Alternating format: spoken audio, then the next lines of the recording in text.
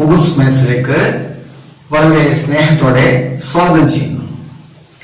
ഇന്ന് എന്താ ചെയ്യാൻ പോകുന്നത്? ഇതിലെ 10ാം ക്ലാസ്സിലെ ഗണിത പുസ്തകമാണ്. സമാന്തര ശ്രേണികൾ എന്ന യൂണിറ്റിലെ 13ാമത്തെ പേജിലുള്ള 3 പ്രവർത്തനങ്ങളാണ് ചെയ്യാൻ പോകുന്നത്. തുടങ്ങാം. ഇതാണ് 1ാമത്തെ പ്രവർത്തനം. ചുവടെ പറഞ്ഞിരിക്കുന്ന ശ്രേണികൾ ഓരോന്നും സമാന്തര ശ്രേണിയാണോ എന്ന് തീരുമാനിക്കുക. കാരണം എഴുതണം. സമാന്തര ശ്രേണിയാണെങ്കിൽ പൊതുവ്യത്യാസവും എഴുതണം.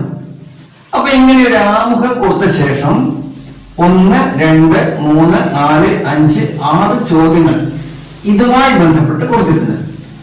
ആ ചോദ്യങ്ങൾ കൂടെ ഒന്ന് നോക്കാം. ഒന്നാമത്തത്, 4 കൊണ്ട് ഹരിച്ചാൽ 1 മിച്ചം വരുന്ന സംഖ്യകൾ. 2, 4 കൊണ്ട് ഹരിച്ചാൽ 2 മിച്ചം വരുന്ന സംഖ്യകൾ. 3, എണ്ണൽ സംഖ്യകളുടെ വർഗങ്ങൾ. 4ാമത്തത്, എണ്ണൽ സംഖ്യകളുടെ വിപരീത ഭിന്നങ്ങൾ. 5ാമത്തത്, 2ന്റെ കൃതികൾ. 6ാമത്തത്, ഒറ്റ സംഖ്യകളുടെ പകുതി. അപ്പൊ ഇങ്ങനെ 6 ചോദ്യങ്ങൾ തന്നിട്ട് ആ ചോദ്യങ്ങൾ അതിലുള്ള ശ്രേണികൾ ഓരോന്നും സമാന്തര ശ്രേണിയാണോ എന്ന് പരിശോധിക്കണം. സമാന്തര ശ്രേണിയാണെങ്കിൽ അതിന്റെ പൊതുവ്യത്യാസവും എഴുതണം. ഇതാണ് 1ാമത്തെ ചോദ്യം. ഈ പ്രവർത്തനം ചെയ്യണമെങ്കിൽ ഇതിൽ സൂചിപ്പിച്ച 2 കാര്യങ്ങൾ നാം അറിയണം. അതെന്താ? സമാന്തര ശ്രേണിയാണോ? അപ്പൊ നമ്മൾ എന്താണ് സമാന്തര ശ്രേണി എന്ന് മനസ്സിലാക്കണം. കഴിഞ്ഞ ഭാഗത്ത് കുറച്ച് ശ്രേണികളെ കുറിച്ച് പറഞ്ഞിട്ടുണ്ട്. അതേതൊക്കെയാണ്? 1, എണ്ണൽ സംഖ്യകളാണ്. 1, 2, 3, 4, 5, 6 ഇങ്ങനെ പോകുന്ന എണ്ണൽ സംഖ്യകൾ. പിന്നീടുള്ള എന്താ? ഒറ്റ സംഖ്യകൾ പറഞ്ഞിട്ടുണ്ട്. 1, 3, 5, 7, 9 ഒറ്റ സംഖ്യകളോടൊപ്പം തന്നെ ഇരട്ട സംഖ്യകൾ 2, 4, 6, 8 ഇങ്ങനെ പോകുന്നു. അപ്പൊ 3 ശ്രേണികളാണ്: എണ്ണൽ സംഖ്യകൾ, ഒറ്റ സംഖ്യകൾ, ഇരട്ട സംഖ്യകൾ. നമ്മുടെ സബ്ജക്ട് എന്താണ്? ഇപ്പോ സമാന്തര ശ്രേണിയാണ്. ആ വാക്കിൽ തന്നെ അതിന്റെ അർത്ഥമുണ്ട്. എന്താണ് ഉദ്ദേശിക്കുന്നതെന്ന് ആ പദത്തിൽ തന്നെ. സമാന്തര ശ്രേണി എന്ന് പറഞ്ഞാൽ സമാന്തരം, ഒരേ അകലത്തിലേക്ക് പോകുന്ന ശ്രേണികളാണ്. സമാന്തരം നേരത്തെ കേട്ടിട്ടുണ്ടാവും. ഇപ്പൊ ഉദാഹരണത്തിന് റെയിൽവേ, അതിന്റെ ലൈൻ സമാന്തരമാണ്, ഒരേ അകലത്തിലാണ് അങ്ങോളം പോകുന്നത്. എവിടെ നോക്കിയാലും ആ 2 പാളങ്ങൾ തമ്മിൽ ഒരേ അകലമാണ്. അതുകൊണ്ട് അത് സമാന്തരങ്ങളാണ് ആ പാളങ്ങൾ. അതുപോലെ ഇവിടെ സംഖ്യകളാണ്. സംഖ്യകൾ എടുത്തു പോകുമ്പോൾ ഒരേ അകലത്തിൽ പോകുന്നതാണെങ്കിൽ അതെന്താണ്? സമാന്തരമാണ്. സമാന്തര സംഖ്യകളുമായി ബന്ധപ്പെടുമ്പോൾ അതിന്റെ ശ്രേണികളാണെങ്കിൽ അത് സമാന്തര ശ്രേണികളാണ്. അപ്പൊ ഇവിടെ നമ്മള് 3 സംഖ്യാശ്രേണികൾ കൊടുത്തിട്ടുണ്ടല്ലോ. ഇവ ഓരോന്നും സമാന്തര ശ്രേണിയാണോ, ഒരേ അകലത്തിലാണോ ഉള്ളത് എന്ന് ഒന്ന് പരിശോധിച്ചാൽ നമുക്ക് സമാന്തര ശ്രേണി എന്നാൽ എന്തെന്ന് വളരെ എളുപ്പത്തിൽ മനസ്സിലാവും. ഇത് നോക്കൂ, എണ്ണൽ സംഖ്യകളാണ്. 1, 2, 3, 4, 5, 6 ഇങ്ങനെ അടുത്ത സംഖ്യയിലേക്ക് ഓരോ സംഖ്യയും ചാടി ചാടി പോകുന്നത് എങ്ങനെയാ? ഒരേ അകലത്തിലാണ്. അതെങ്ങനെ? 1നോട് എത്ര കൂട്ടിയാലാണ് 2 കിട്ടുന്നത്? 1 + 1 ആണ്. അപ്പോ 1ഉം 2ഉം തമ്മിലുള്ള അകലം വരുന്നത് 1 ആണ്. 2ഉം 3ഉം തമ്മിലുള്ള അകലവും അത് തന്നെ 1. 3ഉം 4ഉം തമ്മിൽ 1, 4ഉം 5ഉം തമ്മിൽ 1, 5ഉം 6ഉം തമ്മിൽ 1. അതായത് ഈ ശ്രേണിയിലെ സംഖ്യകൾ ഓരോന്നും കടന്നു പോകുന്നത് 1 വിട്ട് ഒരേ അകലത്തിലാണ് പോകുന്നത്. അതുകൊണ്ട് ഇതെന്താണ്? ഇതൊരു സമാന്തര ശ്രേണിയാണ്. ഇങ്ങനെ കിട്ടുന്ന ഈ അകലം, എല്ലാത്തിലും വരുന്ന ഒരേ അകലം, ആ അകലത്തെയാണ് എന്ന് വിളിക്കുന്നത്? പൊതുവ്യത്യാസം എന്ന് വിളിക്കുന്നത്. ഓക്കെ. അപ്പൊ പൊതുവ്യത്യാസം കണ്ടുപിടിക്കാൻ എന്താ വഴി? തൊട്ടടുത്ത സംഖ്യയിൽ നിന്ന് ആദ്യത്തെ സംഖ്യ കുറച്ചാൽ കിട്ടുന്നതാണ് പൊതുവ്യത്യാസം. 2ൽ നിന്ന് 1 കുറച്ചാൽ 1 കിട്ടും. 3ൽ നിന്ന് 2 കുറച്ചാൽ 1 കിട്ടും. 4ൽ നിന്ന് 3 കുറച്ചാൽ 1 കിട്ടും. ഇങ്ങനെ ഓരോ ഒരു സമാന്തര ശ്രേണിയാണെങ്കിൽ ആ സമാന്തര ശ്രേണിയിലെ തൊട്ടടുത്ത സംഖ്യയിൽ നിന്ന് തൊട്ട് മുമ്പിലുള്ള സംഖ്യ കുറച്ചാൽ കിട്ടുന്നതാണ് പൊതുവ്യത്യാസം, അല്ലെങ്കിൽ ഇംഗ്ലീഷിൽ കോമൺ ഡിഫറൻസ്. സമാന്തര ശ്രേണിക്ക് ഇംഗ്ലീഷിൽ എന്താ പറയാ?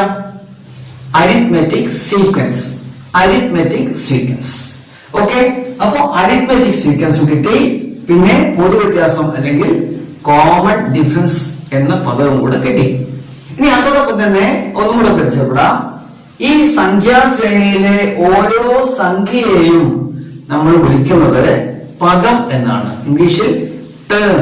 ഇപ്പൊ 3 ആശയങ്ങൾ കിട്ടി. സമാന്തര ശ്രേണി എന്ന ആശയം, അതുപോലെ പൊതുവ്യത്യാസം, അതുപോലെ പദം. ഓക്കെ, ഇനി നമുക്ക് ഈ കാര്യങ്ങൾ മനസ്സിലായല്ലോ. അത് വെച്ച് ഇവിടെ പറഞ്ഞിരിക്കുന്ന 6 ചോദ്യങ്ങളിൽ കിട്ടുന്ന ശ്രേണികൾ സമാന്തര ശ്രേണിയാണോ എന്നും, സമാന്തര ശ്രേണിയാണെങ്കിൽ അതിലെ പൊതുവ്യത്യാസം എന്താണെന്നും പരിശോധിക്കാം. 4 കൊണ്ട് ഹരിച്ചാൽ 1 മിച്ചം വരുന്ന സംഖ്യകൾ അതെവിടെ തുടങ്ങും? 1ൽ നിന്ന് തുടങ്ങും. ഇപ്പൊ ഒന്നാമത്തെ ചോദ്യമാണ്, അത് 1ൽ നിന്ന് തന്നെ തുടങ്ങുന്നു. തൊട്ടടുത്ത സംഖ്യ 5. എന്താ അതിന്റെ പ്രത്യേകത? 4 കൊണ്ട് ഹരിച്ചാൽ 1 ശിഷ്ടം വരുന്ന ഒരു സംഖ്യയാണ്. അടുത്തത് 9, അടുത്തത് 13, 17, ഇങ്ങനെ 4 കൊണ്ട് ഹരിച്ചാൽ ശിഷ്ടം വരുന്ന സംഖ്യകളാണ് ഇതൊക്കെ. ഇത് സമാന്തര ശ്രേണിയാണോ എന്ന് കൂടി നോക്കാം, അല്ലേ? അതെങ്ങനെ സമാന്തര ശ്രേണി എന്ന് പറയാൻ? ഇതിന് എന്ത് വരണം? ഒരു പൊതു വ്യത്യാസം വേണം. 5ൽ നിന്ന് 1 കുറച്ചാൽ 4, 9ൽ നിന്ന് 5 കുറച്ചാൽ 4, 13ൽ നിന്ന് 9 കുറച്ചാൽ 4, 17ൽ നിന്ന് 13 കുറച്ചാൽ 4, എല്ലാം കിട്ടുന്നത് 4 ആണ്. അപ്പൊ ഇത് സമാന്തര ശ്രേണിയാണ്. പൊതുവ്യത്യാസം 4. ഒന്നാമത്തെ ചോദ്യം ഉത്തരം. രണ്ടാമത്, 4 കൊണ്ട് ഹരിച്ചാൽ 2 മിച്ചം വരുന്ന സംഖ്യകൾ. നേരത്തെ നമ്മൾ എങ്ങനെയാണോ ചെയ്തത് അതേ രീതിയിൽ തന്നെ ഇതും ചെയ്യാം. ഒന്നാമത്തെ സംഖ്യ 2, 6, 10, 14, 18.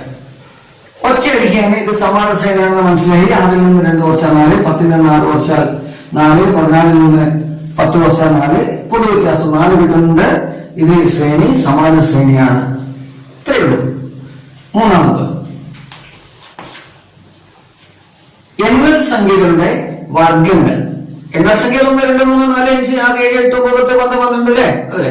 ഇനി അതിന്റെ വർഗങ്ങളാണ് കാണേണ്ടത്. അതായത് 1ന്റെ വർഗം 1 തന്നെ, 2ന്റെ 4, 3ന്റെ 9, 16, 25, ഇങ്ങനെ പോകുന്നു എണ്ണൽ സംഖ്യകളുടെ വർഗങ്ങൾ. ഇനി എന്താ പൊതുവ്യത്യാസം ഉണ്ടെങ്കിൽ മാത്രമേ അത് സമാന്തര ശ്രേണിയാവുള്ളൂ.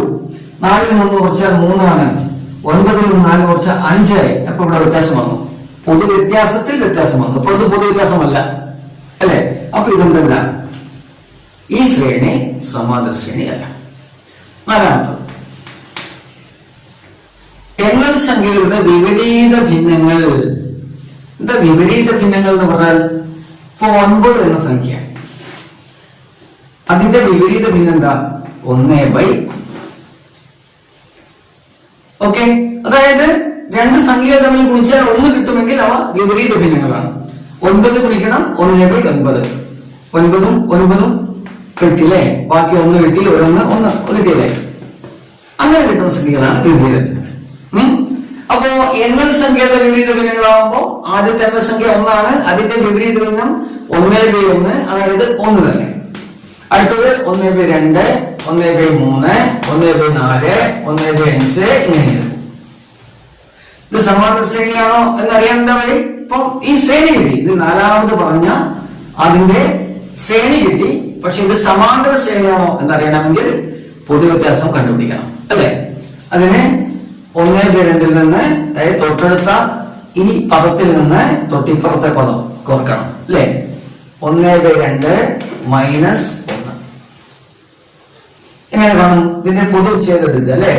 പൊതു ചെയ്തെടുക്കുമ്പോൾ എന്താവും? 2 കൊണ്ട് ഇതിപ്പം 1 1/1. വ്യത്യാസം വരാൻ എന്താ വഴി?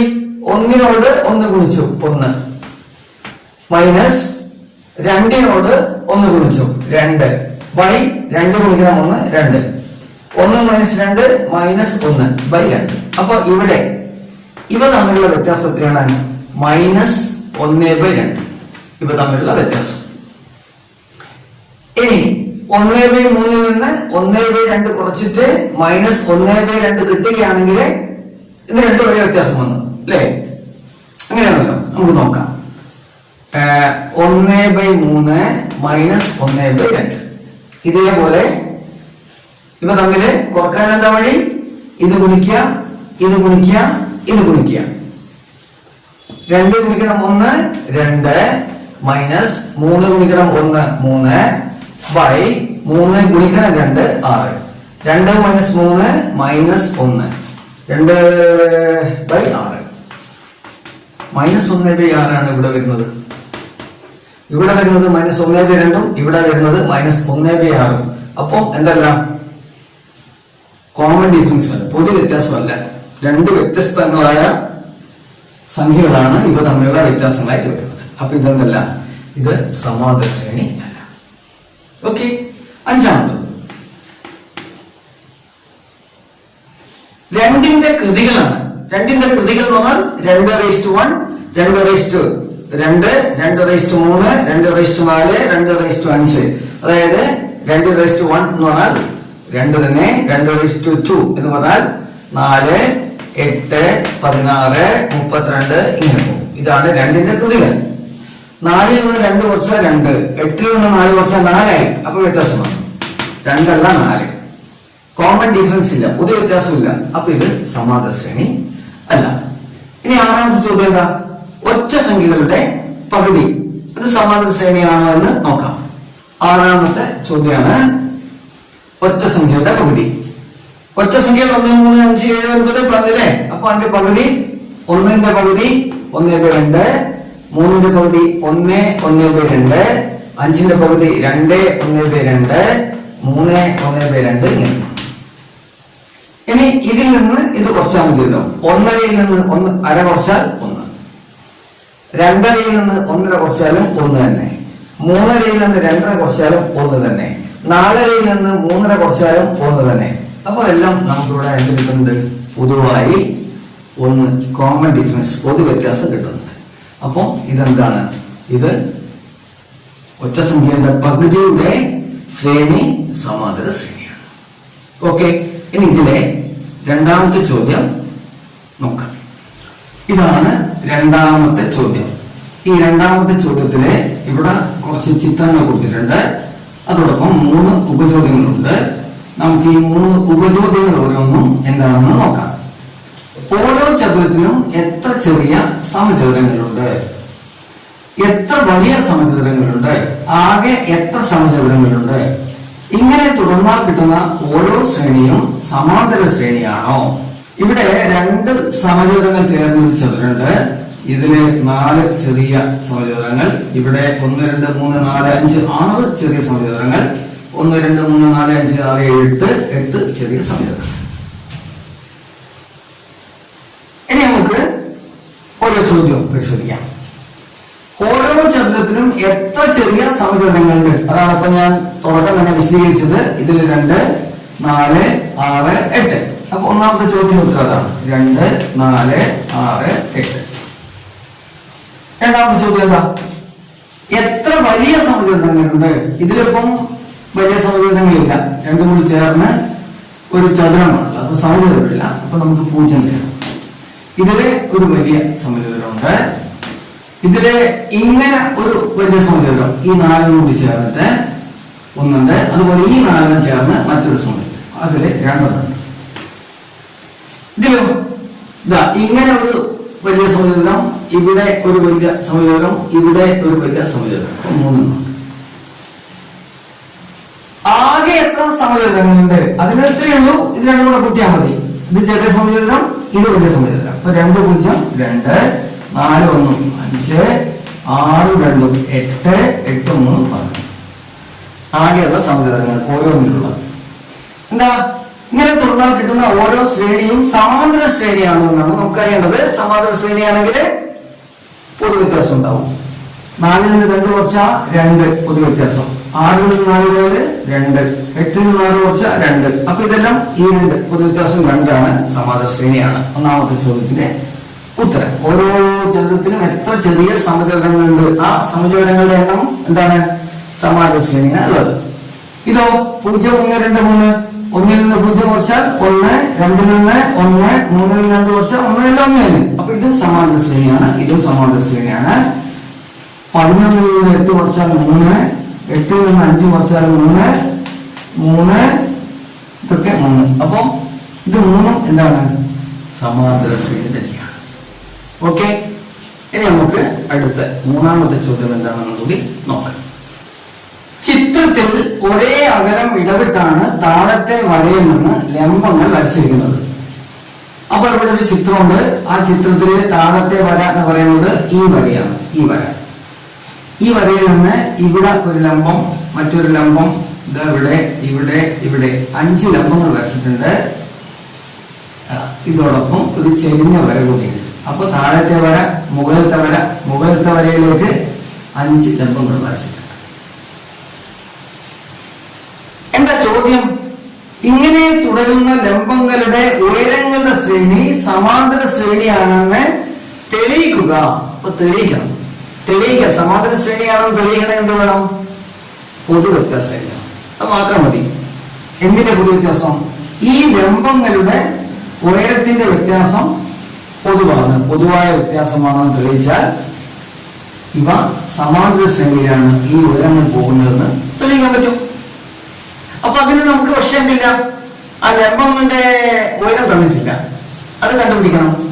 അത് കണ്ടുപിടിക്കാൻ എന്താ വഴി? ഇത് ഒരു മട്ടത്രികോണമാണ്. ഇത് കാരണം ലംബം എന്ന് പറയുമ്പോൾ 90 ഡിഗ്രിയാണല്ലോ വരിക. 90 ഡിഗ്രി ആകുമ്പോൾ ഇതൊരു മട്ടത്രികോണമായി. അതുപോലെ മറ്റൊരു മട്ടത്രികോണം, മറ്റൊരു മട്ടത്രികോണം, മറ്റൊരു മട്ടത്രികോണം, മറ്റൊരു മട്ടത്രികോണം. ഇങ്ങനെ 5 മട്ടത്രികോണങ്ങൾ ഇവിടെ ഉണ്ട്. ആ 5 മട്ടത്രികോണങ്ങളുടെയും ലംബം, അതിന്റെ ഉയരം കുറിച്ചാണ്. അങ്ങനെ ഉയരം കണ്ടുപിടിക്കണമെങ്കിൽ എന്ത് വേണം? പൈത്തഗോറസ് സിദ്ധാന്തം ഉണ്ടല്ലോ, അതനുസരിച്ച് നമുക്ക് കർണവും പാദവും കിട്ടിയാൽ മതി. ഈ പാദത്തിന്റെ പ്രത്യേകത ഇതിൽ തന്നിട്ടുണ്ട്. അതെന്താണ്? ഒരേ അകലമാണ് ഇവ തമ്മിൽ. അപ്പൊ ഇത് 1 എന്ന യൂണിറ്റ് എടുത്തു കഴിഞ്ഞാൽ ഇതൊന്ന്, അങ്ങനെ പോകുന്നത്. ഒരേ യൂണിറ്റ് നമുക്ക് ഒന്നായിട്ട് എടുക്കാം. അതിന്റെ ഇതിപ്പോ മട്ടത്രികോണമായതുകൊണ്ട്, ഇതൊക്കെ ലംബങ്ങളായതുകൊണ്ട് ഇത് സമാന്തര വരകളാണ്. സമാന്തര വരകളെ ഖണ്ഡിക്കുമ്പോൾ കിട്ടുന്ന ഭാഗമാണത്. അതുകൊണ്ട് ഇതും എന്താണ്? തുല്യമാണ്. ഇത് ഓരോ മട്ടത്രികോണത്തിനും ഈ അകലം തന്നെയാണ്.